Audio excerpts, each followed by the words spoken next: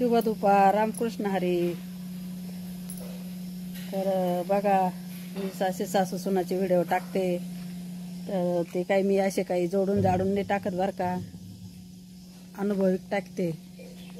म्हणजे जसा अनुभव येतो नातेवाईकामध्ये म्हणा, शेजारी पाजारी मैत्रिणीमध्ये, गल्लीत बोळात, जसा जसा अनुभव येतो तसे व्हिडिओ टाकते मी. तर काही काहींना खूप आवड लागतं, असे का बरं व्हिडिओ टाकते सासू सुनाचे, सुना काय अशा करता का तशा करता का, मग तुम्ही पाहून करायच्या, अशा करायच्या तशा करायच्या. तर माझ्या यूट्यूब फॅमिलीला म्हणजे ज्या ज्या ताईंना आवड वाटतं ना, त्यांना एकच सांगायचं आहे का पाहून कोणीच करत नाही. फक्त जात पाहतं, नातेसंबंध पाहतं आणि वर्णन पाहतं मुलीचं कसं आहे काय आहे. बाकी तिचं मत कोणी पाहत नाही, तिचं मत कसं निवडल काय निवडल ते कोणी पाहत नाही. तर असंच निर्णय का बा, नुसतं मुली काय नुसतं सासऱ्यांनाच नाही त्रास देत, काही काही मुली नवऱ्याला पण त्रास देतात, खूप खूप त्रास देतात नवऱ्याला. त्यांना नवऱ्याची कवडीची किंमत नाही राहत, त्यांना काहीच वाटत नाही का आपला नवरा बाहेर जाईल का बाहेर राहतो का आपण रिकामं टेन्शन नाही द्यायला पाहिजे, काही घेणं नाही त्यांना. कारण त्या फक्त सतवायला आलेल्या असत्या, नवऱ्याला त्रास द्यायला आलेल्या असतं. त्यांना देवाने जन्मच त्याच्यासाठी घडवलेला असतो का नवऱ्याला त्रास द्यायचं. शेवटपर्यंत सुधरत नाही त्या. आपल्याला वाटतं आज सुधरल उद्या सुधरल, आज चांगली होईल उद्या चांगली होईल, जाऊ द्या, कोणी म्हणतं जाऊ द्या, असं जातं 4 दिवस निघून, अजून आज्ञाने होईल साज्ञान होईल, पण काही फरक पडत नाही हो त्यांना. कारण त्यांना घरच्यांचा इतका सपोर्ट राहतो ना, त्यांना काहीच फरक पडत नाही. ते काय म्हणते ना, ते खायला चाराने करायना पण आठाने दाखवायला पक्के राहते त्यांच्याजवळ, घरामध्ये पक्के राहते. त्यांनी ते ठरवलेलं राहतं, त्यांनी ते घरामध्ये त्यांच्या घरात चाराण्याचं सुद्धा खायला नसेल राहणं, पण ते आठाने दुसऱ्याला आठाने ना पक्के दाखवते. ते आठाने म्हणजे 50 पैसे, सगळ्यांनाच माहिती आहे आठाने म्हणजे काय, पण आठवण बी राहते त्या आठाणीची, दाखवते ना जे आठाने येते त्याची पटकन आठवण येते आपल्याला. तर असं आहे, तर असं नाही करायला पाहिजे. कोणाची लेक असो, बाळ असो, सून असो, मुलगी असो, कोणी असो, तिने असं नाही करायला पाहिजे. नवऱ्याला पण त्रास द्यायला नाही पाहिजे. कितपत त्रास द्यायला पाहिजे, कितपत नवऱ्याला त्रास द्यायचं पण काही लिमिट असतं हो, खूप लिमिट असतं. त्या नवऱ्याला एकदम अशी इकडं आड आणि तिकडं वीर करून टाकलेली असते हो काही काही मुलींनी. खूप खूप त्रास देतात त्या, कारण त्यांना नवऱ्याची किंमत ही कळत नाही ना. कारण त्यांना माहिती राहतं ना, येणे नाही आपल्याला, आपल्या ऐकलं तर आपण दुसरा करून घेऊ, करतेच. अहो 2-2 मुलांच्या आया मुलं सोडून जातात, दुसरा नवरा करता हो, खरंच करता, खोटी बात नाही, खरी बात आहे. खरंच नवरा करता दुसरा, काय सांगायला पाहिजे तुम्हाला, खरंच नवरा करता दुसरा. पाऊस यायला लागलाय, कपडे काढते आता थोडेसे. तर इतका त्रास द्या त्यांना त्या मुली, तर काय सांगायला पाहिजे तुम्हाला. खूप खूप टेन्शन येतं, लोकांचं पावा तर खूप जीव जळतो. इतकं काय काय मुली इतक्या प्रेम करत्या नवऱ्यावर, इतकं प्रेम करता, तर त्यांना असं वाटतं आपल्या नवऱ्याला कोणी हो म्हणलं तर काही त्रास होईल का नो, काटा भरला तर काही त्रास होईल का नो. तर काही काही मुली खूप नवऱ्यावर प्रेम करते, काही काही मुलं पण खूप प्रेम करत्या मुलीवर. त्यांना पण वाटतं नाही आपण लग्न करून आणली, आपण दुसऱ्याची मुलगी आणली आहे, तिला आपण व्यवस्थित ठेवायला पाहिजे, तिला काही त्रास नाही झाला पाहिजे. तर असे खूप खूप समजदार मुलं आहे, काही काही मुली पण खूप समजदार आहे. तर माझं म्हणणं एवढंच आहे का आपलं एकदा लग्न झालं तर आपण शेवटपर्यंत आपण ज्या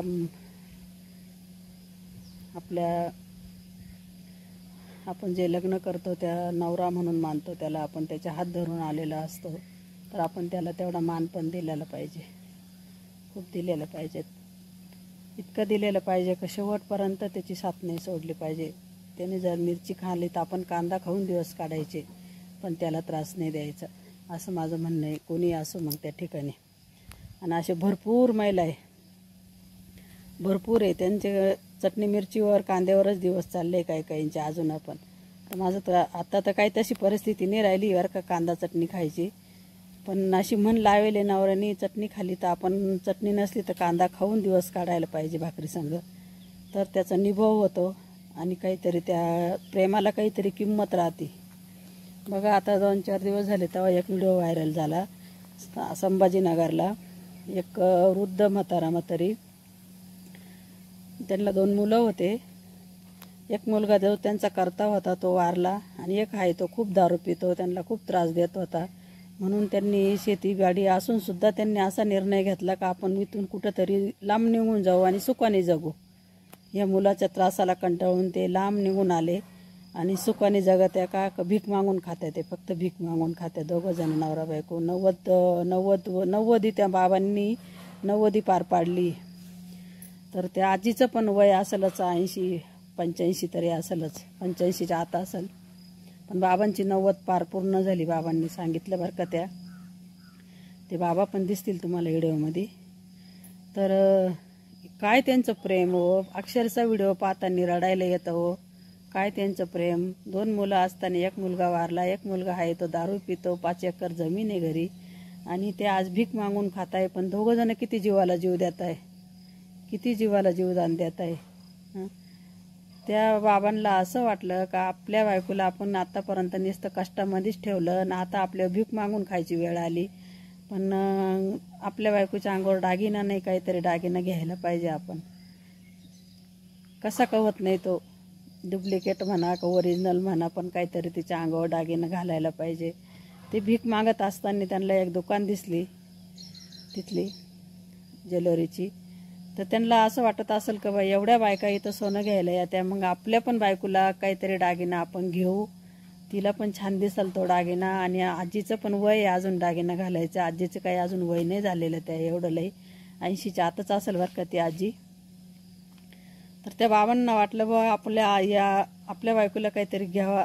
तर ते त्या सोनाराच्या दुकानात गेले. तर त्या सोनाराला असं वाटलं हे म्हातारी इथं काय घेणार, इथं तर सगळं दागिने असे फॅन्सी दागिने 1 ग्रॅमचे ते असे महिला घालता. तर ही आजी बाबा काय घेणार बा इथं. तर त्या काउंटर मालकाने तिथून बाहेर निघून गेला. आजी बाबा दुकानात आल्यानंतर बाहेर निघून गेला आणि दुसऱ्या शॉपला निघून गेला तो. तर ते आजी बाबा दुसऱ्या शॉपला गेले. त्यांचा शॉप दुसऱ्या शॉपला गेले. तिथं गेल्यावर ते परत त्यांना असं कळलं का ते आजी बाबा या दुकानात पण आले. मग तो दुकानदार खाली आला आणि तुम्हाला काय घ्यायचं म्हणे आजी बाबाला विचारलं. तर बाबाने सांगितलं मला माझ्या बायकोला मंगळसूत्र घ्यायचं आहे म्हणे. हे मंगळसूत्र बरं का, हे मंगळसूत्र घ्यायचं आहे म्हणे. तर बघा किती प्रेम आहे हा. म्हणजे एवढे गरीब असून भीक मागून खाता तरी त्या बायकोवर किती प्रेम त्या बाबांचं. म्हणजे ते नुसतं बायकोचं नसेल प्रेम, आपलं बाबांचं नाही प्रेम नुसतं, ते बाबांचं बी आणि त्या बायकोचं पण, दोघांचं पण प्रेम सारखंच. त्याच्यामुळं त्या बाबांनी मंगळसूत्र घ्यायचं ठरवलं आजीला. मंगळसूत्र घ्यायचं ठरवलं आजीला. तर मग घेतलं ते बाबा म्हणे मला मंगळसूत्र पाहिजे. तर मंगळसूत्र दिलं. तर मंगळसूत्र घेता घेता आजीला ते माळ आवडली तिथली.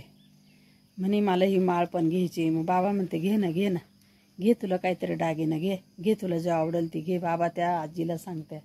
तर घेतला बरं का त्या आजीने तो दागिना, माळ घेतली. बाबांनी ते मंगळसूत्रेच्या वाट्या घेतल्या आणि ठेवलं. तर त्यांनी ते पैसे आणले होते 1100 रुपये, 1120 रुपये. 500-500च्या 2 नोटा होत्या. एक 100ची नोट होती आणि एक 20ची नोट होती. तर बाबांना वाटलं एवढ्या पैशात आपला दागिना होऊन जाईल, जो येईल तो आपण याच्यात घेऊ बा, असं ते बाबांनी ठरवलं होतं. तर ते घ्यायला गेले. तर दुकानदार म्हणे किती पैसे आणले तुम्ही. मग बाबांनी दाखवले एवढे पैसे आणले म्हणे मी, घ्या म्हणे. मग ते बाबांनी तेवढे पैसे दिले. दुकानदाराने मोजले. त्या दुकानदाराला अवघड वाटलं बरं का, खूप म्हणजे वेगळं वाटलं दुकानदाराला का हे किती वयोवृद्ध माणसं आणि यांना आज म्हणजे या बाबांना कळत नाही आज किती आजीचं प्रेम आहे. आजीच्या प्रेमापोटी आजीला दागिना घेऊन देता ये. तर मग त्यांनी विचारलं. तर म्हणे एवढेच पैसे आणले का म्हणे तुम्ही. ते 1100 रुपये दाखवल्यानंतर बाबा म्हणे नाही अजूनही म्हणे माझ्याकडे पैसे.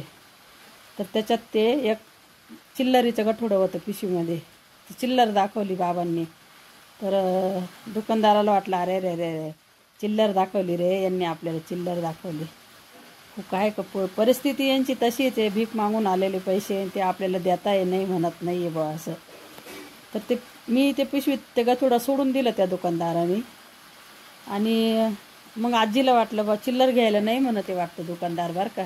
बाबा म्हणत्या हे दे ना, तुझ्याकडे आहे ना ते दुसरे पैसे आहे ना सुट्टे, ते दे ना. मग ते आजीकडं 10-10, 20-20च्या नोटा होत्या. असं होतं 100-150 रुपयाचं चुडूप होतं ते. मग ते आजीने ते काढलं. ते बाबा म्हणते दे ना दे ना, तुला दागिने घ्यायचं आहे ना, ते चिल्लर नाही घेते, तुझ्याकडं जे सुट्टे पैसे ते दे ना, तुझ्याकडं आहे ना काही पैसे दे ना. मग त्या आजीने ती पैशाची चुडपी काढली आणि ती दिली. ती पण मोजली बरं का दुकानदाराने. तर ते असतील 100-150 रुपये. काही 10च्या नोटा होत्या, काही 20च्या नोटा होत्या, अशा गोळा केलेल्या. तर त्या दुकानदाराला अक्षरशः कसं तरी वाटलं का बा एक दागिने घ्यायसाठी किती यांनी कष्ट घेतले बा, पैसे गोळा केले. आणि आजीकडं मोठ्या प्रेमापोटी ते दागिने घ्यायला आले आजी बाबा. तो दुकानदाराने बिचाऱ्याने त्यांनी पैसे नाही घेतले हो, फक्त 20 रुपये घेतले, फक्त 20 रुपये. म्हणे आजी बाबाला म्हणे तुम्हाला काय द्यायची ते द्या म्हणे मला. आजी बाबाला वाटलं हे असे काय म्हणतात, त्यांनी तेवढे पैसे त्यांच्या पुढे ठेवून दिले, घ्या तुम्हाला काय घ्यायची ते घ्या बा तुम्ही. पण ते दुकानदार म्हणायचं नाही, तुमच्या हातातून मला काय द्यायची ते द्या. मग त्यांनी फक्त दोघांतर्फे 10-10 रुपये घेतले आणि ते दागिना त्यांना फुकट देऊन टाकला. तर अक्षरशः ते आजी बाबा दोघं पण रडले. दोघांना रडायला आलं का आपला मुलगा नाही आहे, पण हा जो समोर मुलगा आपला मुलगा म्हणूनच आपल्याला हा दागिना देतोय, असं त्यांच्या दोघांच्या बी ते डोळ्यात पाणी आलं बरं का. मुलगा म्हणून आपल्याला दागिना देतोय बा दुकानदार.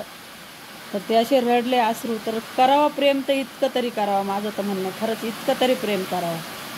नुसतं नवऱ्याचं लुबाडण्यासाठी प्रेम करू नये किंवा बायकोचं बी लई सत्व पाहण्यासाठी पण नवऱ्याने प्रेम करू नये. करावा तर स्वार्थी नाही करू, स्वतः दोघांसाठी पण प्रेम करावा, दोघांसाठी बी, नवऱ्यासाठी बी आणि बायकोसाठी पण प्रेम करावं. तर काही काही असे स्वार्थी राहत्या बायका, स्वार्थी राहत्या नवरे पण स्वार्थी राहत्या. काही काही नुसतं बायकांना दोष देऊन नाही उपयोग, नवरे पण काही काही लय स्वार्थी राहत्या. काही काही नवरे असे आहे ना तर बायकांना नुसतं त्यांचं बायकांच्या माहेरवून आणायला लावत्या, गुंडाळत्या. आणि काही काही बायका अशा आहे ना नुसतं नवऱ्याला लुबाडत्या, त्याला इतकं सतवित्या का त्याला म्हणजे असं वाटतं घरीसुद्धा जाऊ नये, असं इतकं सतावत्या काही काही. तर बघा खरंच करा प्रेम तर त्या आजी बाबासारखं. व्हिडिओ बघा तुम्ही, खूप व्हिडिओ व्हायरल चालू आहे त्यांचेवाले. बघा त्यांनी किती प्रेम केलं आणि किती त्यांच्या प्रेमाचं म्हणजे अक्षरशः रडायला येतं तो व्हिडिओ बघितल्यानंतर. करा बघा माझा व्हिडिओ कसा वाटतो नक्कीच मला कमेंट करून सांगा. आणि मी जे घडलं तेच दाखवते, तेच सांगते बरं का. मी काही असं मनाने जोडून किंवा सासू सुनांचे बळच काही आळ रचून ते काही करत नाही. जे घडलं तेच मी दाखवते. तर बघा कसा वाटला माझा व्हिडिओ नक्कीच मला कमेंट करून सांगा. आणि त्या आजी बाबाला चांगला बिचाऱ्यांचे अजून पुढचे दिवस सुखाचे जावो, आनंदाचे जावो, भरभरटीचे जावो. जसा दुकानदार त्यांना लेख म्हणून भेटला तसं शेवटचं त्यांचं करायला एक तरी लेख म्हणून त्यांना उभं राहावं तिथं वेळेला. देवाने अशी सद्बुद्धी देवो आजी बाबाचं.